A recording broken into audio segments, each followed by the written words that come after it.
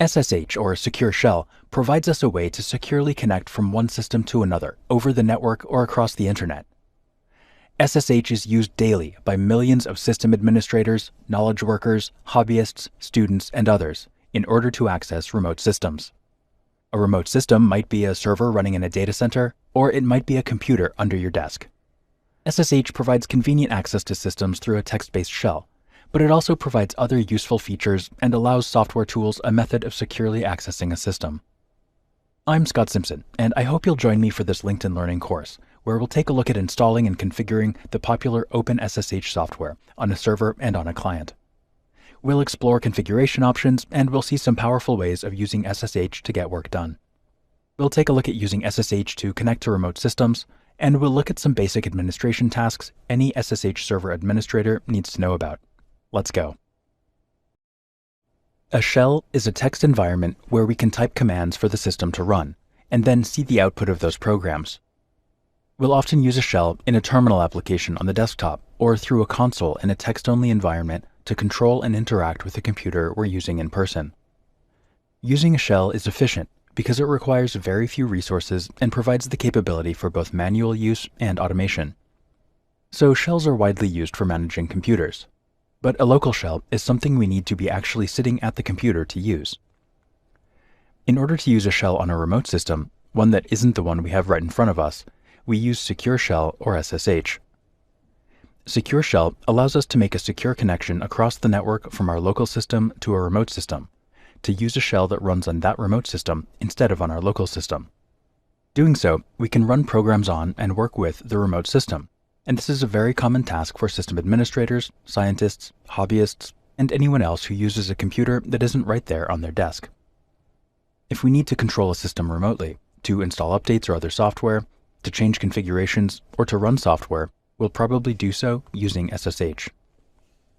An SSH server runs SSH server software, and there are a variety of different software packages that provide this capability. OpenSSH is widely used, and that's what we'll be focusing on in this course. In addition to providing a secure remote text shell, OpenSSH also has many other useful features, which make it a powerful and flexible tool for many purposes. OpenSSH is maintained by the OpenBSD project and is free to use. Other software that provides SSH capabilities, like Dropbear and many others, all include support for a secure remote text shell, but some of them don't offer as many other useful features as OpenSSH. In most cases, we'll run OpenSSH or another SSH server package on a Linux server, though BSD, macOS, and a variety of other operating systems are also commonly used to run SSH server software. Typically, Windows isn't used for this role, though there are ways of running an SSH server on Windows. We won't be covering that in this course. Windows clients can connect to an SSH server using built-in tools, though, and other operating systems like Linux and macOS have built-in support for connecting to SSH servers as well. As I've mentioned, we'll most often use SSH to connect to Linux or other Unix-type systems, and use a shell on those systems. In many cases, this shell is called bash, though there are other shells we might use. And so it's common to think of SSH and command line tasks as one thing, but they're really two separate ideas. SSH is a protocol that primarily allows us to access this shell, and once we're at that shell, using it is not strictly part of SSH. If you're not familiar with using a command line environment, I recommend you pause this course and take a look at my course here on LinkedIn Learning called Learning Linux Command Line to explore the basics of using the shell environment. I'll be using some basic shell commands in this course, though we'll be focusing on how SSH itself works and how to configure it. So I'm going to assume in this course that you're at least somewhat familiar with using a shell already. But you don't need to be a shell wizard, and the commands I'll use will be fairly basic. SSH is fundamentally a network-based technology, so we'll be using a few different systems connected by a network. So again, I expect that you're at least somewhat familiar with how IP networking operates and its basic concepts. For more on that topic, check out the course Networking Foundations, Networking Basics, and the rest of the Networking Foundations series here on LinkedIn Learning. Working with SSH covers three primary areas: the command line, system administration, and networking. So if you need to explore anything about those topics throughout the course, we have courses here to support you. SSH is one of the most widely used and one of the most important technologies for system administration, and understanding how it works and how to use it are critical skills for anyone working with a remote system. SSH is primarily a network-based technology, and we use it to connect from one system to another. So, in order to work with SSH as we learn, we'll need at least 2 computers connected by a network. In my lab setup, I have a client running Ubuntu Desktop and 2 servers running Ubuntu Server. One of these servers is a member of a protected network, which my client can't access directly, and one of the servers is a member of both the protected network and my client's network. I've listed my IP addresses here on this lab diagram, but yours don't have to match mine, though they should be something you can remember so you can tell the systems apart. This shows the basic configuration of each of my systems. Most notably, I have a user account on both servers, and both of them are running a basic web server. That's just for a demonstration that I'll do later in the course. And I have SSH server running on all 3 of these systems already. If you don't, that's fine, and I'll show you how to install the server software in the next video. But if you're using a server version of a Linux distribution, most of those already come with OpenSSH server installed already. I also have some other clients, including a Windows client and a mobile device that I'll use briefly. I'm running all 3 of my Linux systems in VirtualBox, and I'm using VirtualBox's NAT network capability to create my private network. If you'd like to learn more about VirtualBox, take a look at my course here on LinkedIn Learning called Learning VirtualBox. And if you need some guidance on setting up an Ubuntu server, check out Building an Ubuntu Server, also here on LinkedIn Learning. To follow along with me through most of the course, you'll only need 1 client and 1 server on the same network, or a client and a server that you can access easily, like a cloud server.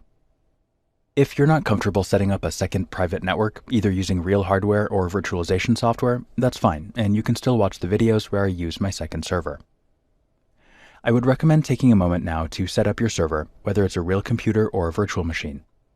We'll go through installing the software we need for SSH in the next video, as I mentioned earlier. Your client could be a system running Linux, macOS, or Windows 10 or later. These platforms all have an SSH client already built in. Your server, for the purposes of this course, should be running Linux, but which distribution you use is up to you. I'll be demonstrating with Ubuntu Server, and if you use something else, I expect that you're familiar with how to manage it. In the course, I'll be going back and forth between the server and the client as we explore settings and various features. So if your lab is ready, let's get started. If it's not, take some time now to set it up, or just sit back and watch. When we work with SSH, there's 2 parts, 2 separate programs involved. One part is the SSH client software, which we use on a device to connect to another device. The other part is the SSH server, the software that accepts connections from devices and starts a remote shell session for them on the remote host. In this course, we'll use the OpenSSH software for both our server and our client. There are other SSH servers and clients available, but OpenSSH is a widely used implementation, so that's what we'll use here. SSH client software often comes pre-installed on many systems, but if it's not installed, we can install it using our system's package manager. On a Linux system, that would be done through apt, or DNF, or whichever tool is suitable for your distribution, and generally the package name is OpenSSH client. On Windows and macOS, the software is already part of the operating system, and you can find more information about installing it on older devices or updating the versions your system has if you choose to do so. And there are many SSH clients available for mobile platforms like iOS and Android as well. We'll explore some of those later in the course. In order to connect from a client to an SSH server, we need a system running SSH server software. So let's start out by installing the software on our server, and we'll move to the client systems in a little while. OpenSSH server is already installed and enabled on many server-oriented Linux distributions, but we can install it on a Linux system using the system's package management software. On Debian and related distributions, that looks like this. First, I'll check for updated package definitions with the command apt update. And then I'll run apt install OpenSSH-server. Here on my Ubuntu server system, that package is already installed. In the Red Hat ecosystem, you'd need to use DNF, or you'd need to use yum on older releases, and on other distributions, you'd need to use the appropriate package manager to install this package. If you're following along on macOS, an OpenSSH server is already installed on your system, and you can enable it through the Sharing section of the System Preferences app. A system can have the OpenSSH client software and the OpenSSH server software installed at the same time, or it can have only the client software or the server software. Some distributions offer a meta package that includes client and server software should we need to install them at the same time. And an SSH server doesn't have to be what we might think of as a server, a computer running somewhere in a data center. It's very common to have OpenSSH server running on any system we might want to access over the network. For example, all of my Linux and macOS computers have an SSH server running on them, in case I need to access them when I'm not in front of them. Focusing on the server part of the system here, on my Linux system, the OpenSSH software is configured to start at boot and is automatically started after it's installed. This installation has a set of default settings, which we'll explore in a little bit. On my Ubuntu system, and on any system running systemd, I can control the SSH service using systemctl to stop it, to restart it, to start it if it's not running, and to enable or disable it. If I make changes to the SSH server configuration, I'll need to reload the service in order for those changes to take effect. Here on Ubuntu Server, the service that controls the OpenSSH server is called SSH, and the program itself is called SSHD, so I can use either of those names to refer to it. I'll type systemctl status SSHD. And here I can see some information about the service. On other distros, sometimes the name varies. For example, on Fedora and some other distributions, it's called just SSHD instead.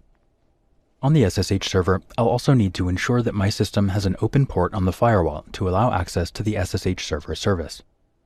By default, the service runs on port 22 using the TCP protocol.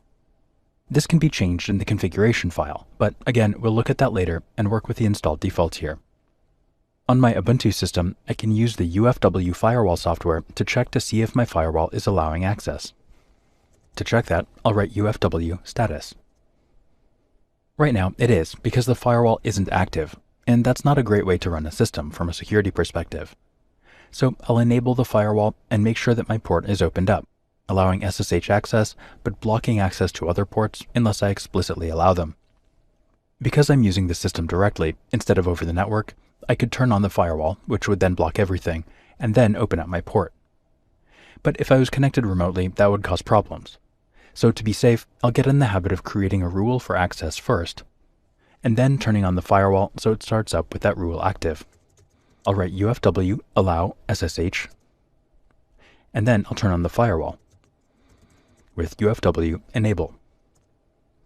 And now I have a firewall protecting my system, but not blocking SSH access.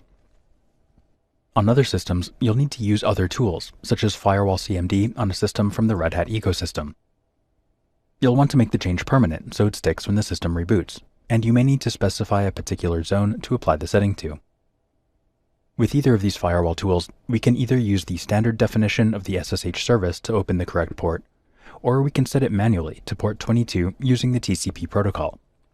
If we change the port, we'd need to use the port and protocol definition instead of the standard SSH service definition. And if you're using a system that doesn't use these tools, you'll need to open port 22 for the TCP protocol on your server using the appropriate software. Enabling the remote login service on macOS automatically adds an appropriate rule to your Mac's firewall. Once we have an SSH server to connect to, we're ready to explore using an SSH client to set up a remote connection. But first, we should explore the configuration that our server starts out with. An SSH server is controlled by a settings file that determines how it should operate. The primary configuration is kept in the etc SSH directory in a file called sshd_config. You probably also have a file called ssh_config, and that's the system-wide configuration for the SSH client, not the SSH server. We'll explore client settings in a little while. When we're working with configurations, SSHD is the server, and SSH by itself is the client. It's a subtle difference, and if we're not paying attention, it's easy to start working with the wrong file. I'll open my server configuration file here, and let's take a look at it. On most SSH server installations, this file will already have some settings in it, and often there will be notes written as comments on lines starting with a pound or hash sign. Here on my system, there's also a configuration line that starts with the include directive, and this refers to other pieces of configuration that the system will read. These configuration pieces or fragments are stored as text files in the sshd config.d directory, and if there's more than one file, they'll be read in the order that their file names sort them. So it's common to name these files with some numbers and then a description, like 01-VPN users, 02-local users, and so on. The numbers for the system to read, and a name for people to read. I happen to know there's nothing in this directory right now on my system, but this pattern allows us to make changes there and leave this main configuration file alone. This makes configuration management a lot easier, because we can use individual files for individual changes, instead of directly modifying a system configuration file to change the server's behavior. Other distributions use different patterns and policies for these files, though in many cases the basic settings are pretty much the same. Be sure to read the notes for your distribution and explore the include files to learn what settings are being managed. It's important that these included files are here at the top of this file.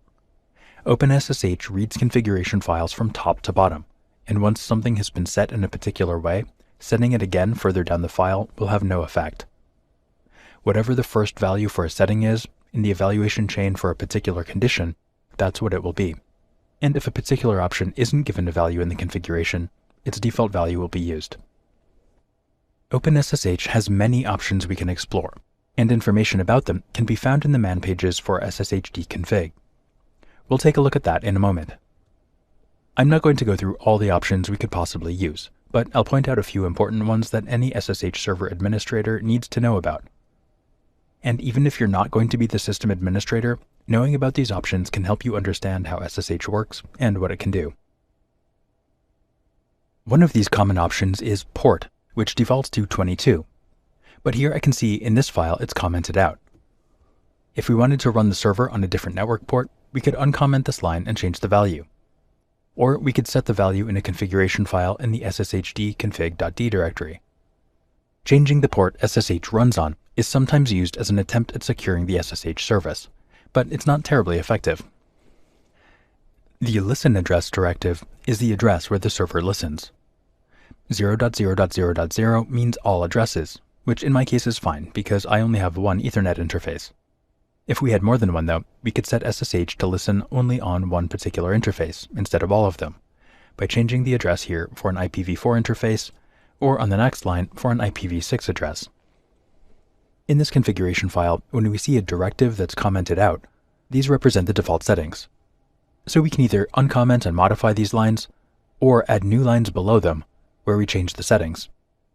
Below this address section are some definitions about keys, which we won't make changes to unless we need to change the cryptography settings on our server. Those are used in some cases, but we won't get into them here. Further down, we can see settings about how people log in, including the login grace time, which is how long you have to enter your credentials once challenged, and limitations on how many times someone can try to log in, and how many sessions they can have at the same time. In this section, we find a very important option, Permit Root Login, which controls whether and how the root user can log in. The value prohibit password means that the root user can log in, but not with a password. This is the default, and in many cases, to secure a server, we'll set this to no instead. We'll explore improving a server's security in a little while. Pubkey authentication, yes, tells the server to allow keys, as we'll see in a moment. Scrolling down a little bit, we find password authentication, yes, which allows us to log in with passwords. Again, this is the default, and we'll modify this setting in a little while. There are a variety of other options here, most of which are commented out and which show the default settings. On my system, a few are uncommented and are setting particular values. That's the case, for example, down here at the bottom of my file. Here's password authentication with a value of yes, but that's already the default. I encourage you to spend some time exploring your configuration file, even if you don't make any changes to it. If we do make a change to the file, we'll need to restart the SSH server service, as we saw in the previous video, for those changes to take effect. And we might make those changes here in the main file or in configuration fragments. If we do make changes through fragments, keep in mind that those fragments are read in file name order. Once again, precedence is important. Earlier, I mentioned that there are many options available, and to see them all, we can open up the sshd config manual page with the command man sshd_config. I can navigate up and down in this file with the arrow keys, or I can use the F and B keys to move forward and backward by one screen of text at a time.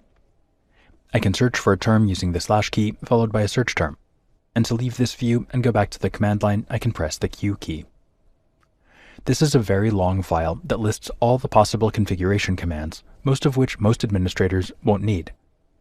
Though these options allow us to be very specific when we do need to configure a server in a particular way.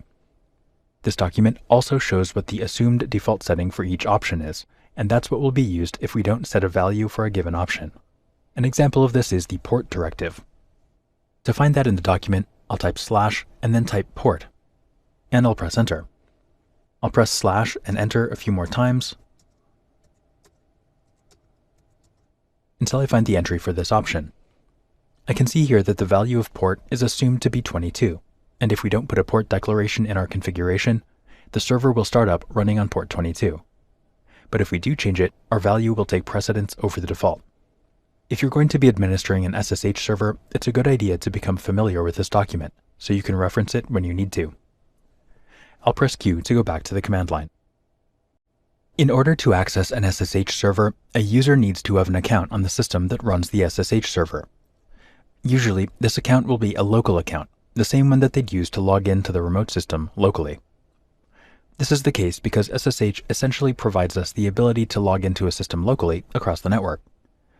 We call this a remote login, but it works in much the same way as a local login. Users can also be granted access to an SSH server using other methods, like a directory service, if one is configured for the server. That's beyond the scope of this course, but if you have many systems that people need access to, using a directory service for authentication is much easier than establishing and maintaining local accounts on all of the systems for all the users manually. For a setup with one or a few users, managing the users on the remote system is fairly straightforward. We could create users, set a password for them, and then they'd be able to log in remotely using SSH. Or, as we'll see later, we could add the appropriate keys to each user to grant them access if we're using that method. But by default, all users on the remote system are allowed to log in remotely, and that may not be what we want. The SSH server configuration file gives us a few options to control which users have access to log in through SSH. We can control access by username or by group, and we can decide whether to deny certain users and groups access or to allow certain users and groups access. The groups here are local system groups that we would add users to in order to organize them. To control access by user and group, we'll start by setting the appropriate directive in sshd_config, the SSH server's configuration file. I won't go into a lot of detail about that here, because whether you choose to use an allow list or a deny list for users and groups will depend on your security policies and the scope of work you need to do. But using any of the directives follows the same pattern. We'll write our directive and then list users or groups separated by spaces. Like any of the other configuration options, the first one that applies to a given user or group will be what takes effect. So a user granted access by allow user will have access, even if later in the configuration file they're listed in deny users. We can use the match directive to specify different access parameters based on different users or groups, or based on what network address a client is connecting from. For example, we could allow the root user to log in with a password only from one particular network range, and we could specifically require our users Alice and Bob to use public key authentication, regardless of the address they log in from. Once we make these changes to our configuration files, we'll need to restart the SSH server service for them to take effect. We can also take a more direct approach to disabling a user's ability to log in by actually disabling their local account using the system's account management tools as well. Access control can be complex depending on the server's role and the organization's rules for access. In a home server setting or in a small lab, it's not usually something we need to think about. But in larger organizations, access control is an important part of the overall security and design of an SSH deployment. If you need to implement this, be sure to explore the various options available so you can design and test your strategy accordingly. Once we have an SSH server and we know the credentials for a user on that server, we can use a local SSH client on our device to connect to the server. If we're connecting manually, we'll usually do this in a terminal window or console, though as we'll see later, other software can use credentials to connect to a server too. I've opened up the terminal here on my Ubuntu desktop system, and if you're following along on a different operating system, you should be able to find a terminal application it provides. Windows provides two options, which you can run from the Start menu or from the Run dialog by typing either CMD or WT for Windows Terminal. macOS provides a terminal application you can search for with Spotlight or find in the Utilities folder in the Applications folder. We can also connect from a mobile device using an SSH client application, and we'll look at doing that later on. Regardless of the platform, making a basic connection in a terminal works just the same. To connect to my server, I'll write SSH space my username @ and the address of my server, which in this case is 10.0.1.110. I could also leave off the username and @ if my local username is the same as the username on the remote system. But I'll keep my username in here, and I'll press return or enter to start the connection. When I connect to an SSH server for the first time, I'm asked to verify the host's fingerprint. That's a summary of the host's cryptographic key that's generated when a server is first set up. If I accept the fingerprint, my local device saves that information and the address of the server into a file called known_hosts in a .ssh directory in my user's home directory. Whenever I connect to the same server address again, the SSH client software checks to see that the host key is the same. If it is, it allows the connection, but if the key is different, we'll be prevented from connecting. This is a security feature, and in some situations, the server administrator may provide us with the fingerprint and address so we can add it to our known hosts file before connecting, so we know for certain that the server we're connecting to is the one we're supposed to use. Though in a lab setting like this one, we can just accept the key that's provided, because we know we set up the server. I'll type yes to do that. There are two main reasons why a host fingerprint error might occur after our initial login, and we'll look at this more in the troubleshooting section later in the course. Once I've accepted the key, I'll type my password. We won't see any characters on the screen, but they're being accepted by the system. If I mistype, I have 3 tries to get this right. I'll press return. And then I'm connected to a shell on my remote system, just like I would be if I had logged in locally. But notice here in my command prompt, I see the remote host's name, Ubuntu Server VM, instead of my local system's name. Commands that I type here will go to the remote system, and software I run here runs on the remote system. This shell session is like a little window into that remote system. If I open another terminal window locally, it won't be connected to the remote system unless I log into it as I've just done in this first window. Once we're connected to the remote shell, we'll need to use command line commands to interact with the remote system. Doing that isn't the focus of this course, so if you need to learn about that, be sure to watch Learning Linux Command Line here on LinkedIn Learning for an introduction to using this environment. But just as a brief example, I can see from my prompt here that I'm using my user account on the remote system, and I start out working in my user's home directory. I can work within this directory to manage files, and I can navigate to other parts of the file system where I have access to do so. And I can use commands either in the role of a regular user, or if my user is empowered to do so, as the super user as well. Remember that the user we log into through SSH is just a regular user on the remote system, so it can be managed and have privileges just like normal. When I'm done using the remote shell session, I can type exit to close the connection and go back to my local terminal. Or I can just close the terminal window and the SSH client software will end my session. Connecting to a remote server using a username and password is common, but it's not as secure as using a key. We'll explore that next. OpenSSH allows us to use cryptographic key pairs to authenticate to a server instead of using text passwords. Key pairs are files that represent a private key and a public key. A public key can be used to encrypt information that only the matching private key can decrypt. While key pairs are often used to encrypt and decrypt messages between two different people, we can use the same components to authenticate with an SSH server. When we connect to an SSH server using a key, the server will encrypt messages to us using our public key, and will also receive the server's public key to encrypt communications going back to it. Using keys with SSH is a recommended best practice, because they tend to offer a higher level of security than just a text password or passphrase. They can also make connecting to a server easier, because a private key file takes the place of a password, so we can use this method to connect to a server without having to type a password, which is useful both as a user and for automated processes. To use a key pair, we first need to generate one.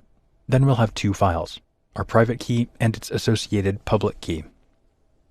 We keep our private key in a safe place, often in a directory inside our home directory on our client system.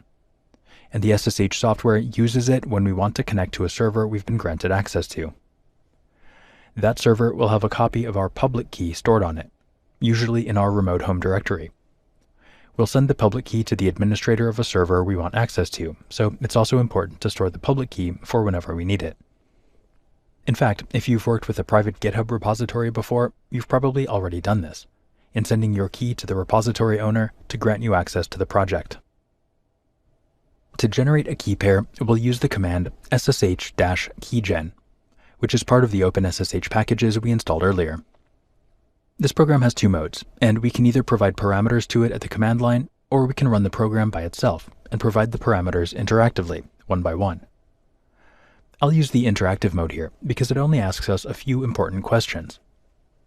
If you want to explore the other options, things like changing the cryptographic parameters of the key pair, be sure to read through the manual pages for SSH keygen with the command man ssh-genkey. Using SSH genkey in the interactive mode, the first item we need to decide about is the path and name of the files for our key pair. The software suggests creating a key called IDRSA in the .ssh directory in our home directory. This is the usual location for keys in this hidden directory, but IDRSA isn't a very descriptive name. It is a default, and if we ever only plan to have one key, it's fine. In fact, it's pretty convenient because the SSH client software will look for it automatically.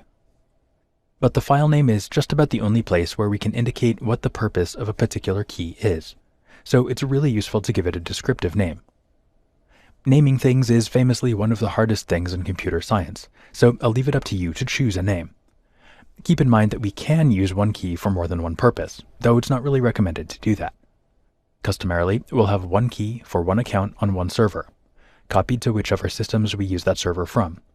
Or we might even have a different key for the same account on the same server for each client system we use.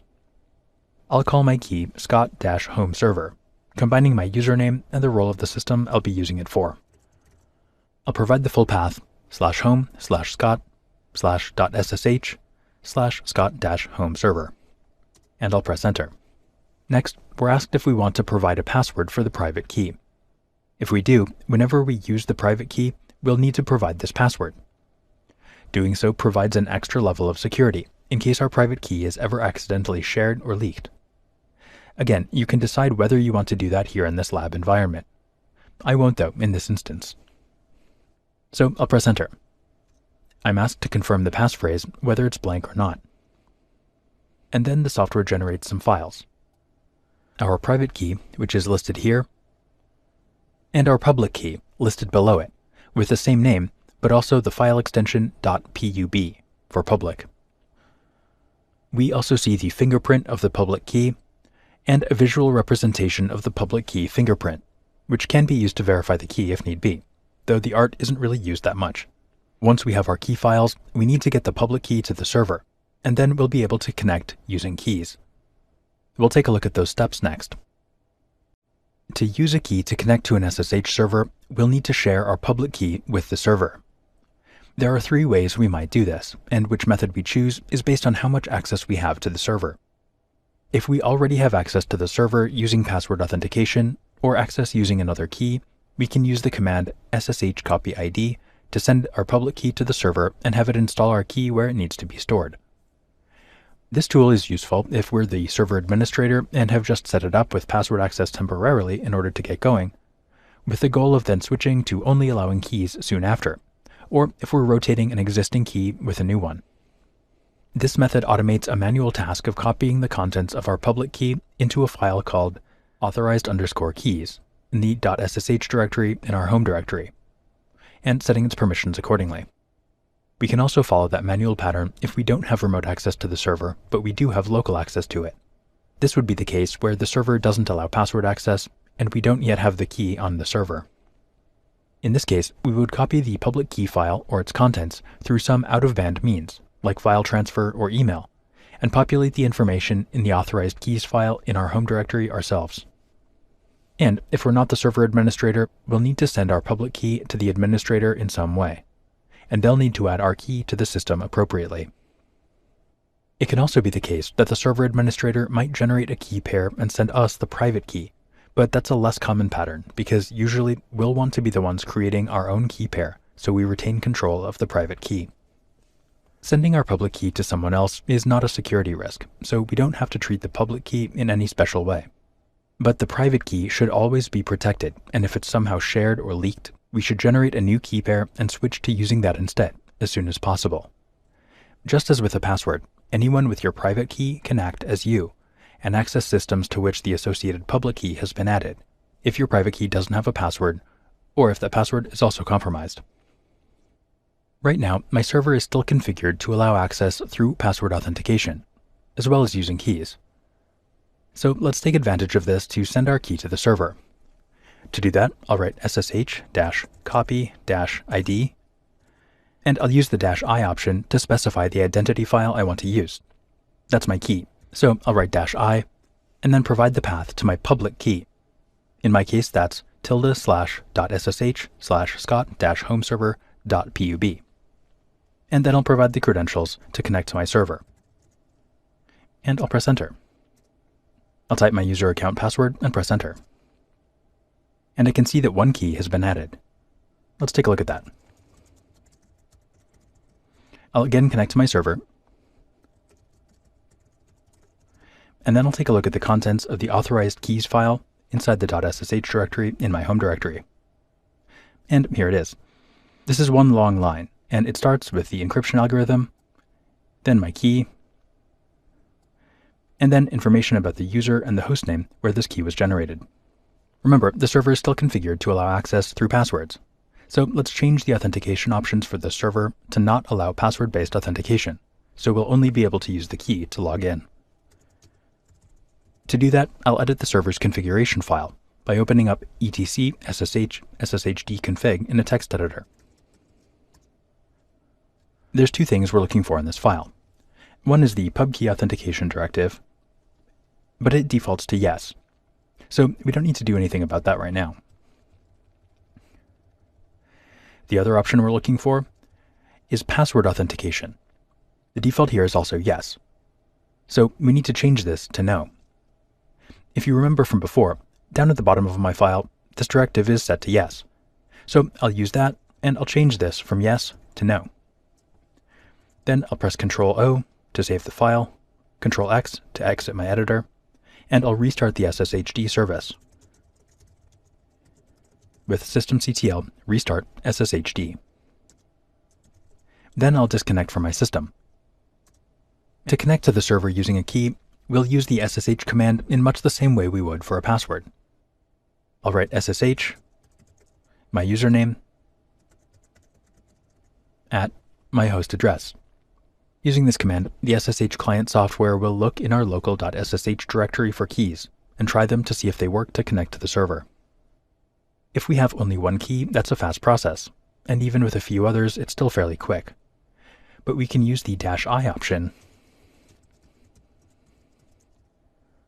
to specify a particular key, which can help speed up the connection process, or allow us to use a private key file that's located somewhere other than our .ssh directory. But I won't do that here. I'll run this command by pressing enter.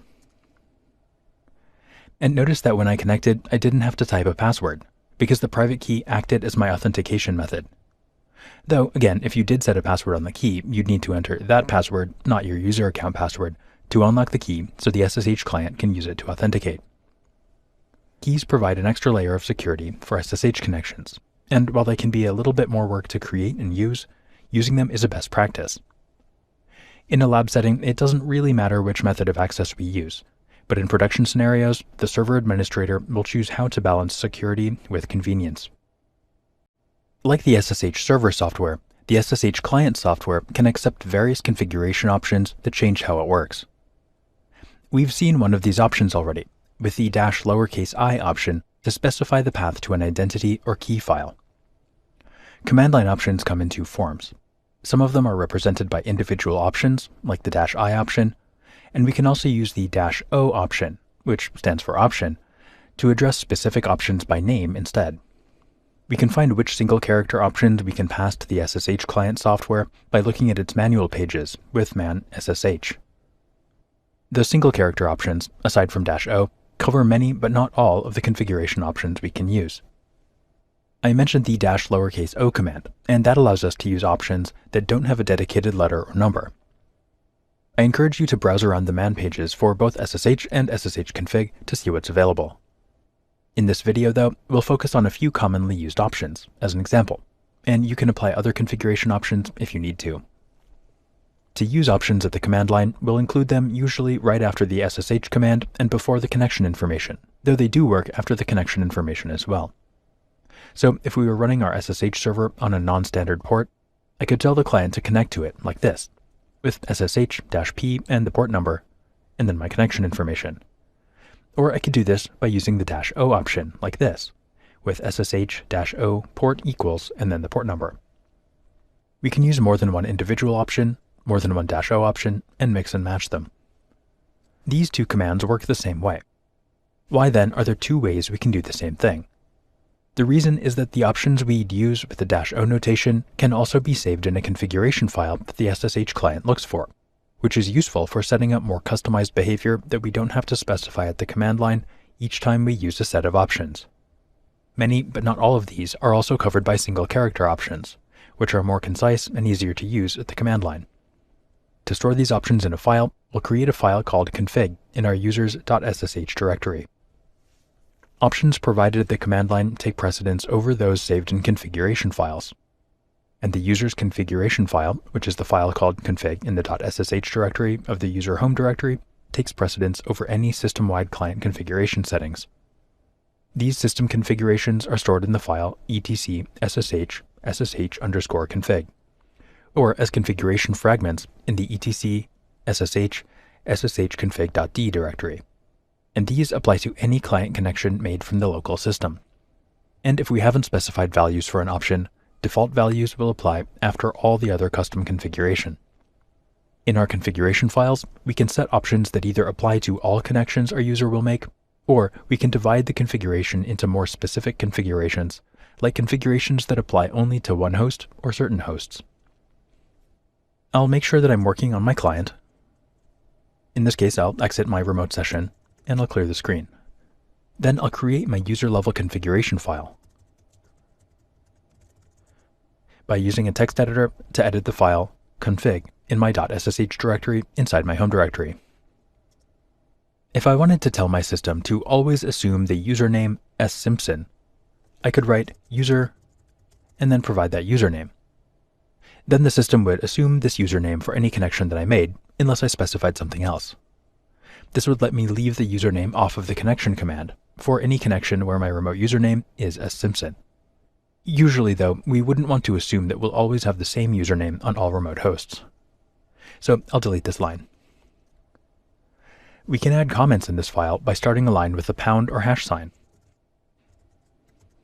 Especially in long configuration files, comments are helpful to provide reminders, notes, and context for particular configuration choices.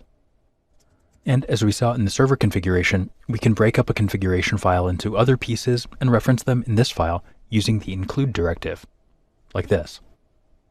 Dividing configurations up makes them more modular, which is convenient for configuration management. Again, though, I'll delete these two lines.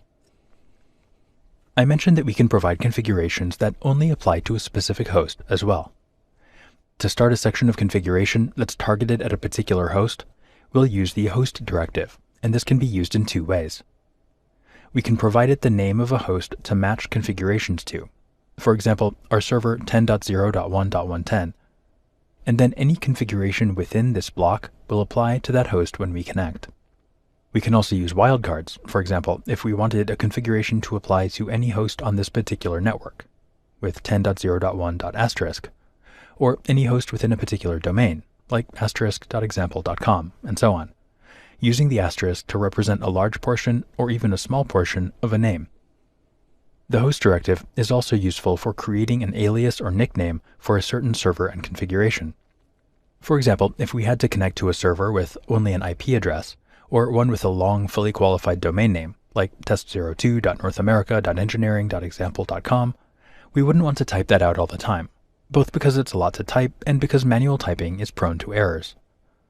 To avoid these problems, we can use the host directive and provide a nickname by which we'll refer to a particular configuration.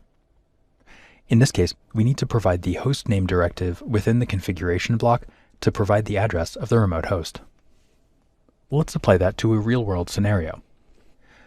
Here in my configuration file, I'll create a host definition for the server we've been using. I'll write host my server, so we'll be able to refer to the server with the short name my server. I'll give it a nickname so I don't have to remember or type out the server's IP address when I connect. Then I'll provide the server's address with the host name directive. I can add a port directive here, just as we would the command line with o port equals. Of course, here I don't need to do this because SSH will assume that the service is running on port 22, but it doesn't hurt anything to be overly specific either. I can use the user directive to specify the remote username, and I can use the identity file directive to provide a specific key for the SSH client to use.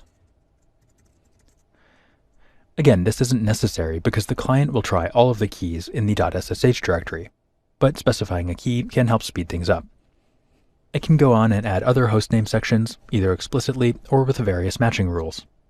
If we're using more than one section of configuration to apply to any given host, though, we need to keep in mind that the first time that an option is set, in any chain of rules that matches a particular condition, that's what the value will be. So, for example, if I added a line here under this host definition with the username as Simpson, that would never take effect when I connect using the short name my server, because that value has already been set for that condition. But it would apply in all other cases. I'll delete this, and I'll save my file with Ctrl-O, and then I'll leave my text editor with Ctrl-X. Back at the command line, I'll change the permissions mode on my configuration file to keep it more secure than the default permissions allow. I'll change the file to only allow my user to read and write it, with chmod 600 ~/.sh/config. Then I can type SSH my server, using the nickname that I set up. And when I press enter, the configuration handles sending the username and specifying the identity file. So I'm connected, just like that. The configuration has provided all the values the software needs in order to make the connection. If you work with the same server or the same group of servers often, adding configurations like this can help speed up your work. Configuration files and command line configuration options let us customize how we connect to a server. Configuration files can be quite simple, or they can be very complex. We've only seen a few common options in this video, and again, I encourage you to spend some time looking through the man pages for both SSH and SSH config to see all of what's available. And remember that there are two places to set configurations for clients: the configuration at the system level called SSH config, and the config file in each user's .ssh directory inside their home directory. As you develop your custom configurations, remember that you can override configurations set in files with options at the command line, should you need to do so. Most users of SSH will use the client in a text-based shell in a terminal. But that's not the only way to use SSH. While all modern operating systems include an SSH client that can be used in their shell, older versions of Windows didn't have this, and so on systems older than Windows 10, we'd need to use a third-party SSH client. There are many of these, and one popular option is called PuTTY. And there are many applications for mobile devices that offer the ability to use SSH on the go. Two of my favorites for the iOS ecosystem are Prompt and Blink. These are paid apps, and there are many other paid and free apps available for both iOS and Android. Prompt, as we see here, allows us to quickly connect to a host, or to save host profiles that we can then tap on in order to connect.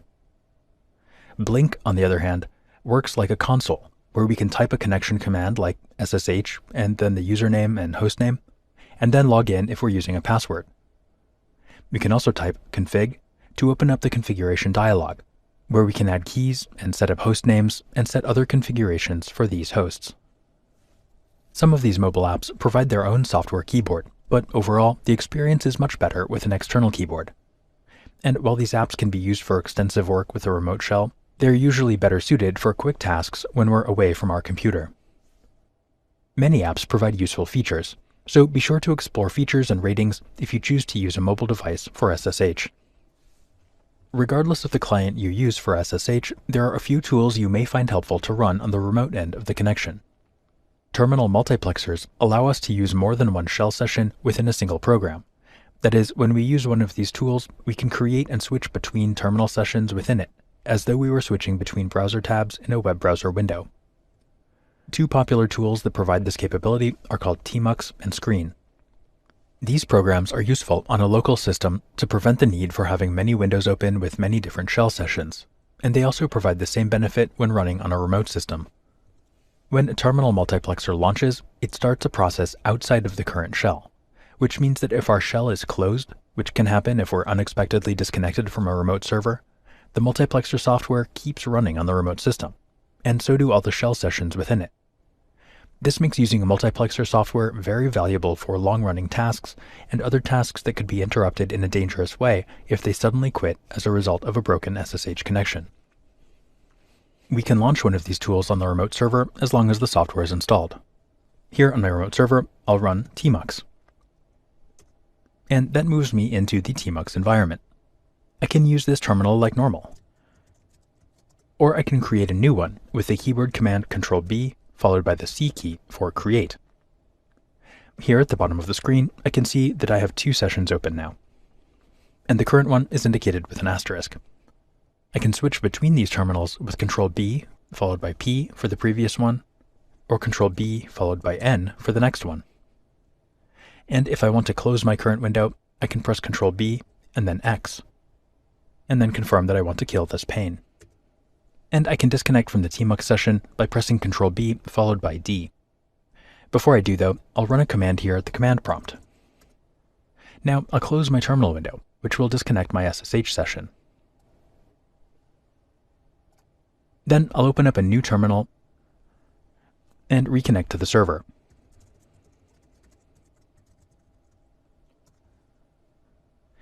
And I'll run the command tmux attach to reconnect to the tmux session on this remote host. And here's what I was working on, just as though I never left. I'll press Ctrl-C to end this program, and then Ctrl-B, X to close this tmux pane. The course Linux Multitasking at the Command Line covers tmux and the similar utility called screen in more detail. There's lots to customize, and learning your way around using these tools can take some practice. But they're very useful and are widely recommended to use to protect your processes on a remote system. We can launch tools like these manually, or we can use the SSH configuration to launch them automatically for us when we connect to a server. This blog post demonstrates how to do that by making some changes to the user configuration file. It also introduces the concept of tokens, which we can use to represent certain values in more advanced configurations. While the SSH client by itself is quite useful for many tasks, there are other tools we can use to make our SSH client experience more portable and productive. OpenSSH, along with many other implementations of SSH server and client software, support a protocol called SFTP, or SSH File Transfer Protocol. This is a combination of the old and insecure FTP or File Transfer Protocol wrapped up in the security provided by an SSH connection. FTP was popular for decades as a way to transfer files between computers, and it established a model that's still widely used today. FTP-style transfers, where a file is uploaded or downloaded to or from a client or server using commands called put and get, persist in many corners of the web and are used in many software development contexts as well. But the classic FTP protocol by itself is notoriously insecure and really shouldn't be used by itself anymore. With OpenSSH, we can use our SSH credentials and the encrypted SSH connection to transfer files without any additional software, though many file management programs include support for SFTP as well.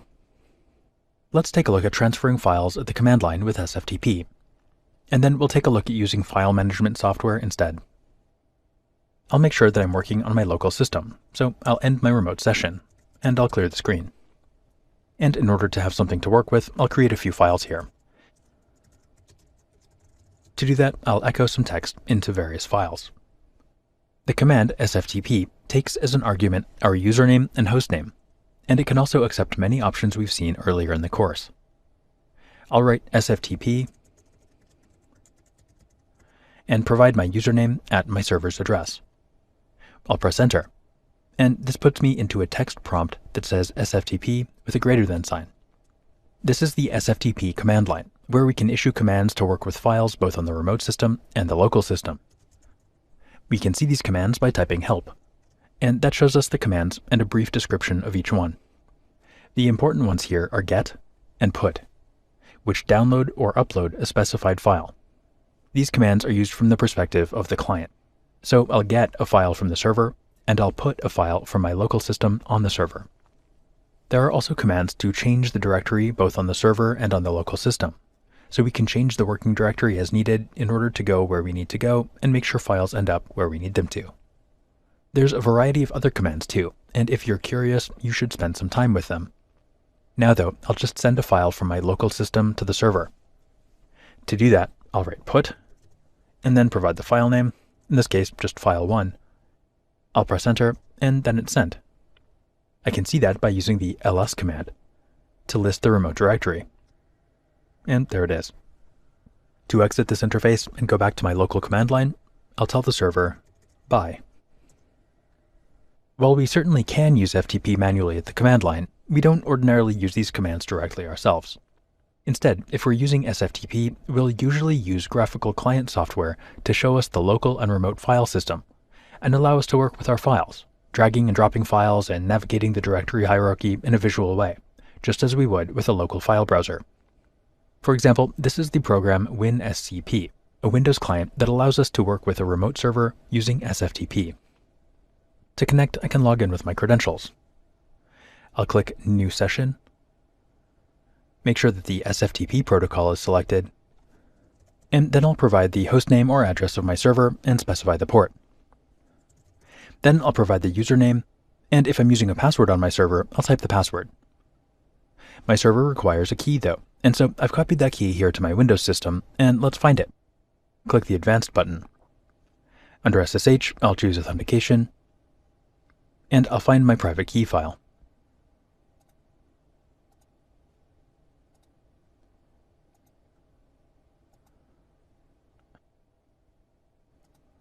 I'll follow the prompts, and then I'll click OK. I'll save this, and then I can double-click this item to connect. Here I see the local file system on the left and the remote file system on the right, and I can drag and drop files between them. I'll drag this file here to my local system to download it. For many people, this way of using SFTP is a lot more user-friendly, even if you're a technical person. Sometimes it's nice to not have to type everything. Many IDEs and other development environments or writing applications include support for SFTP to work with files on a remote system. IDEs like Visual Studio, Visual Studio Code, IntelliJ, and many others are able to connect to an SSH server to use SFTP for file management, either to edit files directly on the server or to send modified copies of the file once it's saved. How to set this up varies by program, and sometimes it involves adding a plugin or extension, so I won't go through the details here. But they all work in mostly the same way once the credentials are set up. This can save a lot of time as compared to manually transferring files or even using source control to update and deploy files. While using FTP by itself these days is a very bad idea, SFTP is very widely used and is secured by the same security mechanisms that protect our shell sessions. So while it's related to old and broken FTP, SFTP is just as safe to use as SSH, and provides some useful functionality that isn't as easy to get with just the SSH client by itself. Though SFTP isn't the only way to transfer files using the SSH software. OpenSSH includes a feature called SCP, short for Secure Copy. Just as how SFTP uses legacy FTP commands to send files back and forth wrapped in a secure tunnel, SCP uses the syntax of the Linux cp or copy command the same way. Because it operates like the Linux copy command, SCP is useful in scripts and other places where files need to be moved between systems. And it's quite useful when we're using a reverse tunnel, to allow transfer of data from the remote host back to the local host right from the remote shell. We'll take a look at that in just a moment. First though, let's take a brief look at how to use SCP. To copy a file from my local system to a remote system, I'll write a command like this on my local system. I'll write SCP and the path and name of a local file, and then my username at my hostname followed by a colon. And to copy a file from the remote system to my local system, I'd write a command like this on the local system. SCP, my username at my remote server, colon, and then the path and the file. And then I'll follow that up with the destination on my local system. The colon character here is very important. It's a required part of the remote path designation, and by itself it represents the user's home directory. If we add a relative path after the colon, that path will be calculated from the user's home directory. But if we add an absolute path after it, that path will be calculated from the file system root. So in theory, we can access any file or directory on the remote system, as long as our remote user has permission for it. If we don't though, our SCP command will fail. And if we leave this colon off of our command, SCP will treat the string of the username at the hostname as a local file with that name, which can lead to some unexpected outcomes, such as a copy of the file you intend to transfer being named with the username and host instead of being transferred to that host. If you need to transfer files between systems a lot, there are more efficient ways of doing so, including SFTP and dedicated file sharing protocols. But SCP is a useful tool to have in your tool belt should you need it. I certainly don't use it all the time, but whenever I do, I'm thankful it exists. While SFTP is useful for situations where we need sort of persistent or ongoing interaction with files on a remote system, SCP is useful for one-off file copying now and then. Both perform generally the same tasks, but they go about it in different ways. And these different ways of approaching the same problem make each tool suited for use in different contexts. Usually, I use SFTP in a client program when I need to move or modify many files, and I use SCP when I just need to get one or two files to or from a remote system. And using SCP with a reverse tunnel is a great way to get files back from a remote host. It's common to use SSH to connect from a local host to a remote host, but in many scenarios, a simple direct connection is not possible for security or other reasons. In large organizations, access to internal systems through SSH is often controlled by what's called a jump host or bastion host, a system that all the SSH sessions connect to, and then users use that host to establish another SSH connection to a secured system on a private network. There's nothing at all special about a bastion host. It's just an SSH server like any other. The difference is in what role it serves. Instead of being the final destination for a shell session, it's just one point on the way. And it's usually where most of the security restrictions are applied to people trying to connect to protected systems through SSH. A bastion host is usually a member of two or more networks, though it doesn't have to be. A bastion host may be exposed to the internet, but it's often behind a VPN server, and being one system instead of many, it can apply security requirements on users trying to connect to the system, instead of leaving that security up to all the various other protected hosts we might need to connect to. We can use a bastion host or other intermediate server in two ways. We can either manually connect to it and then from there manually connect to the next host, or we can provide our SSH client a list of jump points to take on the way to the final destination. These jump points need to be presented in the order they'll be used, and these hosts must each have connectivity from one to the next. To specify lists of hosts, we use the -J option at the command line on our client, and the SSH client software will connect to each server in turn until it reaches the destination host. We'll be prompted for passwords for each account along the way if the hosts are configured to allow password authentication. If we had more than one intermediate server, we'd list the credentials with commas between them, but with no spaces. One benefit of using the -J option on a client is that we can keep all of our keys on our local system, if we're using keys, instead of having to store them on each intermediate host along our connection path. This helps out with security and administration overhead. In either case, once all the intermediate connections are made, we'll be connected to the remote system.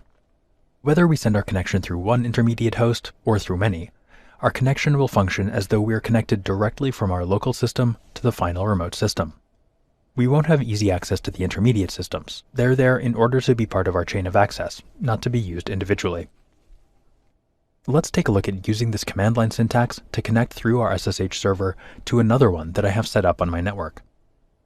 The first host is connected to my current network and also to a private network, and the second host is only connected to that private network. I'll write SSH-J, and then I'll provide the credentials for the first server that I want to connect to.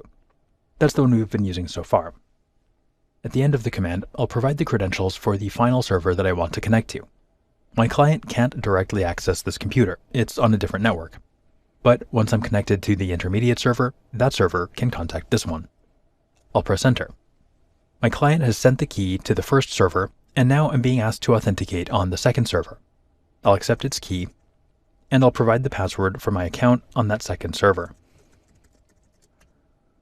And I could use this server as normal, but I'll disconnect. We can also define jump hosts in our client configuration files, so we don't have to write them out every time we use them. This is common in enterprise settings, where we might build fairly complex configurations, including a built-in bastion host address.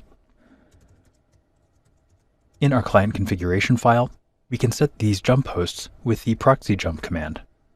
I'll create another section here for my second server. I'll give it the short name server2. I'll provide its host name, which, remember, this client can't access directly.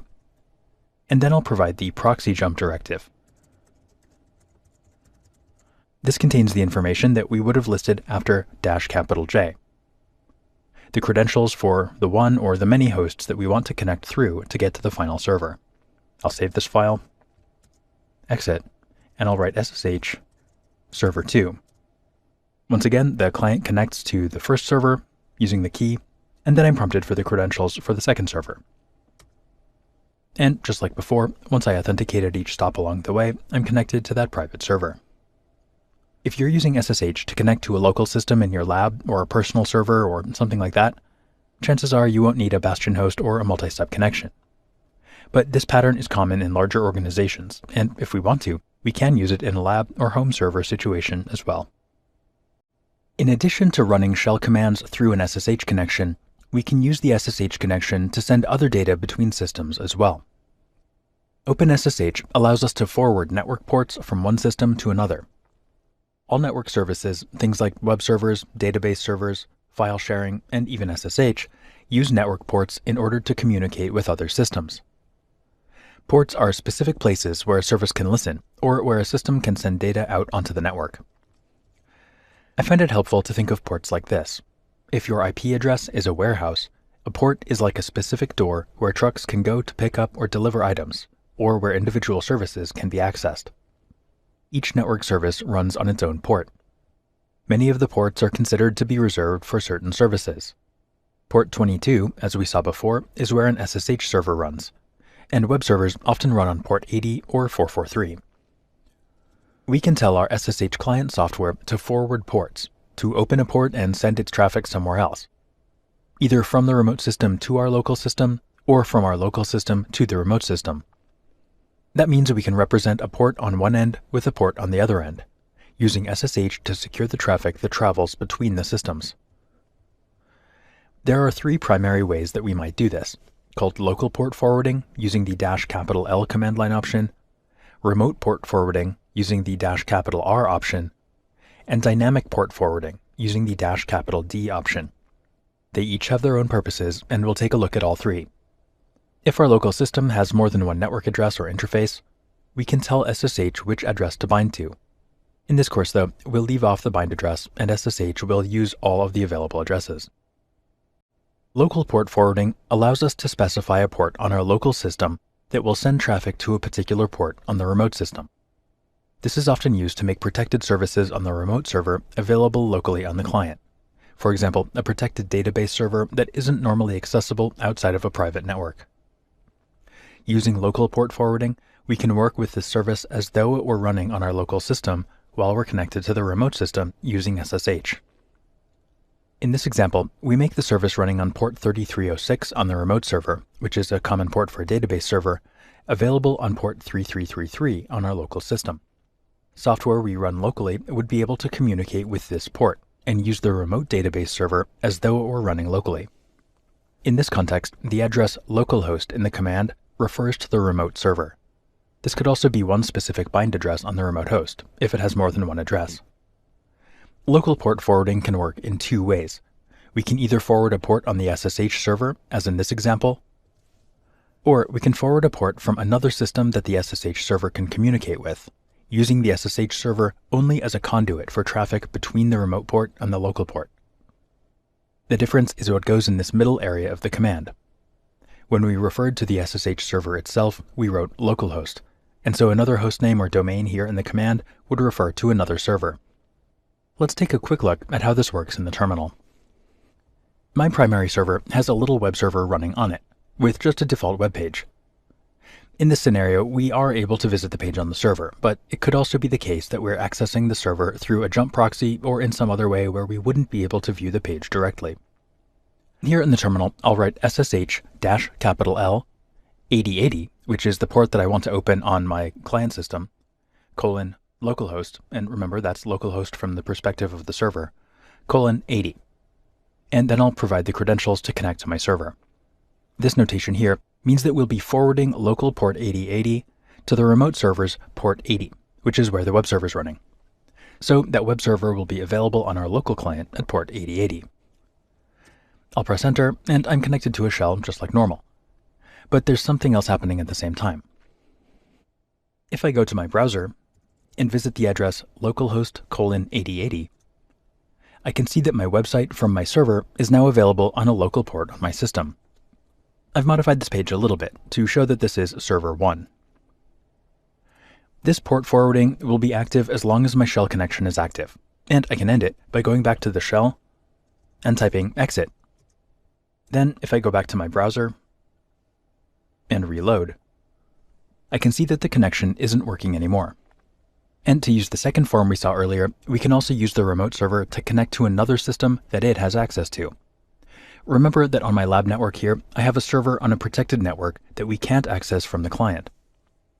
My primary server has access to that network though, so we can forward that protected server's port to a local port on my client using the first server as a go-between. Here in my terminal, I'll write SSH-L 8081. Remember, that's the local client port. Then 10.0.2.40. That's the address of the server on the protected network. And the web server on it is running on port 80 as well. So we'll forward port 8081 on the local client to port 80 on this remote server. And then I'll provide the credentials of the server I'm using to connect. Again, I'll switch to my browser. And because I used local port 8081, I'll edit my address here. I'll press enter, and there's the web page running on my protected server. Notice here, it's server 2. As you use SSH, especially if you work with administration or development, you'll find many uses for local port forwarding. Once again though, I'll type exit and end this connection. Remote port forwarding works in the opposite direction to local port forwarding, and it allows us to specify a port on the remote system through which we can send traffic to a port on our local system. This remote forwarding is commonly used to open a port on the remote system back to our local system for the purposes of copying files when we already have an established SSH connection. This is usually called a reverse tunnel, and it's quite useful to have a tunnel back from the remote host to our local host. This is also useful in development and administration contexts, for example, making a development server on our local system available inside a protected network, either so the remote host can access it, or so other hosts in that network can access our local port. In this example, we're opening up port 5432 on the remote system and forwarding it to port 22 on the local system. If we have an SSH server running on port 22 on the local system, we'll be able to access that through port 5432 on the remote system. Again, let's take a look at this in the terminal. I'll write SSH-R 5432 localhost 22 and then provide my username and the server address. This will forward the remote host's port number 5432 to my local system's port 22, where I do have an SSH server running. Remember that in this context, localhost refers to the server, not my client. Once I'm connected, this allows me to connect back to my local system using the same SSH session that already exists. To do that, I'll write SSH-P to use the port that I forwarded, 5432. Then I'll provide my username on the client and provide the server address, localhost. This will create an SSH connection that goes to port 5432 on my remote system, which is then forwarded back to my client. When I connect, I'm using my client again. While this might seem fairly pointless in many situations, it can be very helpful when the remote system isn't able to directly access our client. There's already a connection in place, so why not use it? I'll disconnect by typing exit to get back to my remote host's shell, and then exit again to disconnect the SSH session. The third port forwarding scenario is dynamic forwarding, and it allows us to open a port on the local system through which we can send traffic to the SSH server, and then the server sends traffic out to any host the SSH server can access. It does this by creating a SOCKS proxy on the local system. SOCKS proxies allow traffic to flow through them and out to the internet or into a protected network. The details of SOCKS aren't something we'll focus on here though. In this example, we're using port 3000 on the local system to act as a SOCKS proxy, sending traffic through the SSH tunnel and then out through our remote host. This is often used in the context of browsing the web. All modern browsers include support for sending data through a SOCKS proxy, and while most proxies are other hosts on a network we're connected to, dynamic forwarding with SSH lets us point our browser at a port on our own system, which then sends traffic to the remote server, where it is then released onto the server's network, allowing access to protected resources, or out to the internet. We can also use a proxy at the system level to send all the system's traffic through our secure tunnel to the remote host. This provides us with what is effectively a VPN connection from our local system to the remote system and the networks it's a member of. Network traffic sent through the proxy will be protected by SSH, but any other traffic will not. Let's take a look at doing this. I'll start by connecting to my remote host with SSH-D 3000 and then my credentials. Just like the others, this opens a shell, and alongside the shell, it starts up the SOCKS proxy on local port 3000. So to use that, we need to configure the system or a browser to send traffic to it. Here in my Firefox browser, I'll open the settings.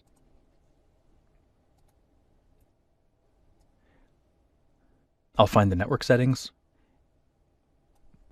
and I'll configure it to use my SOCKS proxy on localhost port 3000. I'll click OK and close the preferences. Now, if I browse to a website, my traffic goes to my SSH server, and from there across my network to the internet. But that SSH server that I'm connected to is also part of a private network, and now that it's handling my web traffic, I can access systems on that private network too.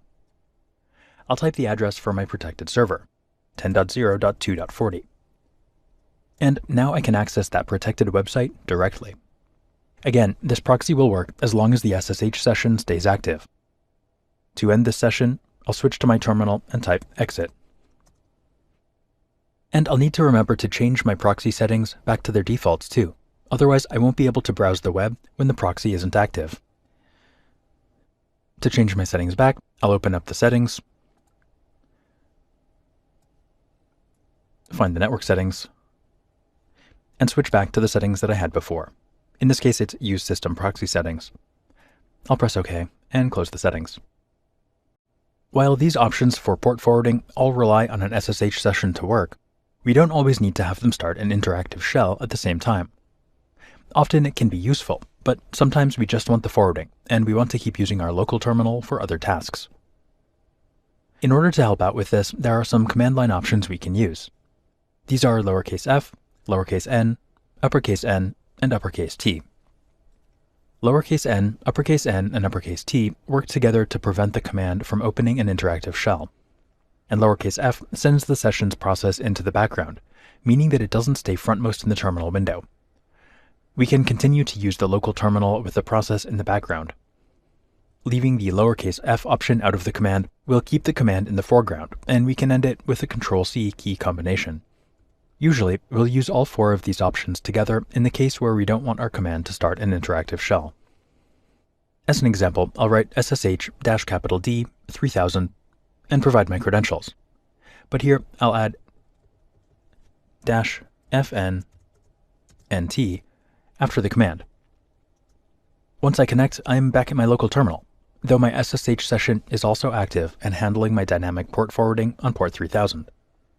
If we want to end the SSH session then, we'll need to find the process of the SSH session and terminate it, because once the process goes into the background, closing our terminal window won't end it.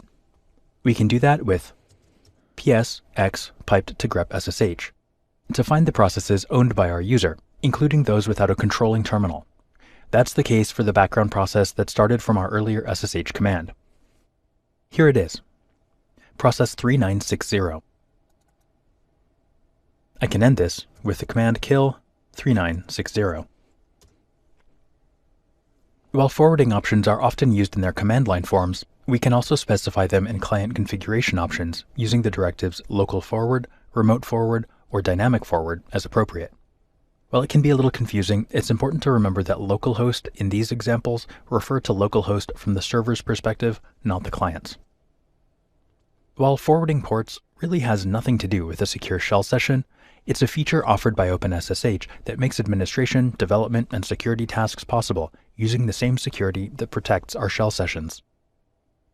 While SSH is useful all by itself, there are many tools that can use SSH to help them accomplish what they need to do. In this video, I'd like to show you two of them that I use often. One very useful tool that uses SSH is called MOSH, which is short for Mobile Shell. While an SSH connection can be easily broken or disconnected by a blip in your network connection, or by an unreliable network connection like we might experience on cellular or on low-quality Wi-Fi, MOSH helps to smooth these over, simply pausing the connection if it drops out for a moment and reconnecting automatically whenever it's able to. Using MOSH takes a little bit of setup, both on the client and server ends. I'll connect to my server, and here on the server, I'll install the MOSH package with the package manager, using apt install MOSH.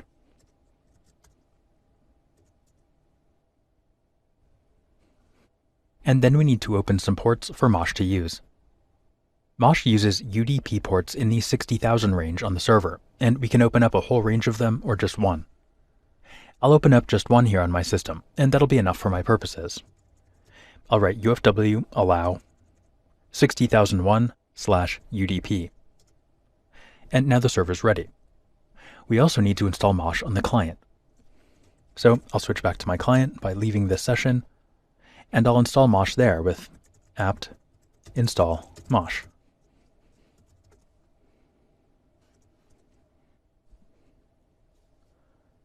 Once it's installed, we can use MOSH from the command line, just as we would use SSH, by typing MOSH followed by our connection information. This works just like SSH, except that it's tolerant of a network disconnection. I'll exit now and go back to my local shell. Earlier, I mentioned the Blink client for iOS, and Blink works well with MOSH too. I'll switch to my iPad here and use Blink to connect to my server. I'll start up a process here that updates the screen often. And then I'll disconnect my Wi-Fi. The interface here in Blink has paused, and I can see that it's trying to reconnect. I'll turn on my network connection again, and once that's active, I can see that the session picks back up where it left off. What I was doing on the server wasn't interrupted simply because my network connection dropped out. Combined with Tmux, MOSH is a really useful tool to have in your toolset, especially if you ever need to use SSH connections on unreliable networks. I'll disconnect now though, by typing exit. We can also use SSH with rsync, a popular tool for copying files between different locations. Rsync is often used for remote backup scenarios, and it can run as a service on a remote system. Like many protocols, it does offer its own security mechanism, but often maintaining multiple security providers can be tedious, so it can also use SSH to establish a remote connection and then use that connection to transfer files. To do this, we'll write an rsync command just as we normally would, but like with SCP, we'll use a username and a host followed by a colon and a path for either the source or destination. I'll write rsync file1, which is the file we created earlier, my username at my host, colon, and let's copy this file into the documents directory. Then I'll press enter. And that file has been transferred to the other host using rsync, secured by SSH. Many tools can use SSH behind the scenes to connect to systems. They connect and issue commands even though we don't see those commands in a terminal ourselves. This is common with monitoring software, system or configuration management software, and in many other places where a tool needs a secure connection in order to operate. Because SSH is a service that provides access to protected systems, it's important to secure the SSH server in a responsible way. So let's take a look at some general tips that any SSH server administrator should consider when securing their system. Many of these security measures are set in the server's configuration file, etc ssh sshd config. but others have to do with the system and network around the server instead. Within the configuration file, it's a good idea to disable the ability of the root user to log in through SSH, using the permit root login directive with a value of no. There are other options available, like prohibit password, which allows root to log in with a key but not with a password. But generally, unless you have a very specific reason not to, it's a good idea to prevent root from logging in remotely through any means. Attempting to log in as the root user is a common tactic of bots and attackers. It's also a good idea to prevent normal users from using passwords to log in, if that's an option that's available to you. Generally speaking, using keys does provide more security, but it also adds some management overhead as well. So that policy is up to you and your security requirements. In the configuration file for the server, we'd use password authentication no to prevent logins with passwords. And we'd also need to make sure that pub key authentication yes is set. Yes is the default for this option already, but it never hurts to double check. Another option that's available is to move the port the server runs on from 22 to another port. This used to be somewhat effective at preventing bots and other bad actors from finding an SSH server, but nowadays it's only a matter of time before bots eventually find whichever port your service runs on, if your server is connected directly to the internet. It's also possible to specify which encryption methods a server allows, and some security policies require changes to this parameter of the configuration. If you need to change the encryption your server allows, be sure to explore the ciphers section of the SSHD config man page. Controlling which users and groups are allowed to connect to the server is also a useful method of securing the service. To do this, we'll use the allow user, allow group, and deny group directives. If your server is exposed to the internet and faces repeated login attempts from malicious bots, you may consider installing software like fail2ban to help the system block repeated logins based on their origin IP address. Also, consider designing your system to use a bastion host if you have many users connecting to many protected systems. A bastion host and the appropriate client settings not only help to simplify the user's connection experience, but also provides one point of security control instead of many. Another best practice is to put your SSH server behind a VPN, so only authorized users are able to access it. While SSH is capable of handling security based on authorized users, exposing an SSH server to the internet will quickly attract bots that try to log in with common usernames and perform other attacks on it in order to try to gain access. While this will usually fail, it increases the load on the SSH server and on the system hosting it, and can result in large amounts of logs and additional useless traffic. If impersonation of your server is a problem, you can provide users with the fingerprint of your server before they connect, so they can add the fingerprint to their known hosts file instead of relying on your server to provide the fingerprint on the first connection. To do this, we can use the command ssh-keyscan and provide the server address or other hostname, and look for the type of key you want to share. Here we see the server's fingerprint presented in a few different ways. This one uses the RSA algorithm. Here's the information with a different algorithm, and with a third. I could take one of these lines of text here with the address, protocol, and fingerprint and share it with users or add it to their known hosts file. Then on the first connection, they wouldn't be prompted to accept a fingerprint they probably don't know whether is correct or not, and you'll know they have the correct fingerprint should they ever face a warning about a mismatch. While there's no such thing as perfect security, we can take steps in configuring our SSH server and in designing the system around it to enhance the security of our system and protect our users. When setting up an SSH server, be sure to follow any security guidelines or requirements that your organization provides. SSH is a crucial technology for many people, and when something goes wrong with it, it causes big problems.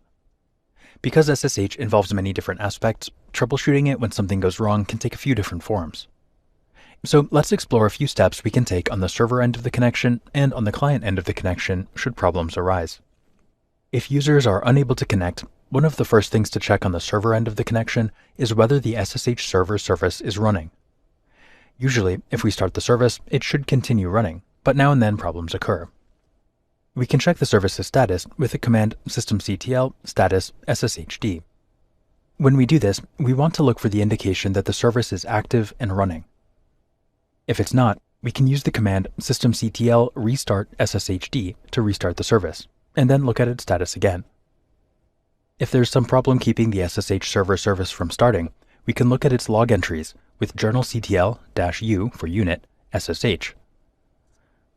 We can scroll down to the most recent ones and find more detail about why the server isn't starting. We can move up and down in this log output with the up and down arrow keys and go back to the prompt with the Q key. If the SSH server is being prevented from starting for some reason, that reason should show up here and should give us a hint as to what needs fixing. In my experience, the primary time that the SSH server service has issues is when there's a typo in the configuration file. So after making a change and restarting the service, it's useful to check the status just in case. If the SSH server service is running, but users are still unable to connect, we should check to see that the host's firewall rules are permitting access to the service. We can do this on Ubuntu with the command ufw status to see if the port we're running the service on is open to the outside. Depending on your distribution, you may need to use a different command to view the firewall status. And if the port we need isn't open, we'll need to use our firewall software to open it according to the security rules our server needs to follow. It might also be the case that a user's account doesn't yet exist on the server, or that they're prevented from accessing it.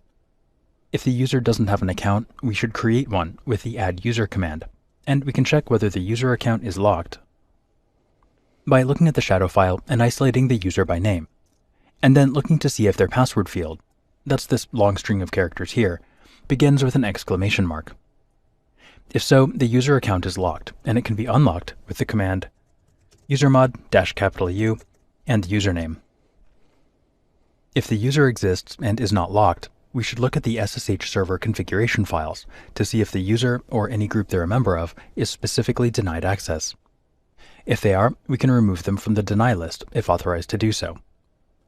When changing a user's access, it's always important to first determine why a user might be specifically locked or denied access. Usually, these things happen for a reason. If the user is otherwise allowed access, it could be the case that they aren't using the correct password, or that they don't have the proper public key in place on the server, if the server only allows keys. We can test whether a user can log in locally, if that's something that's available to us.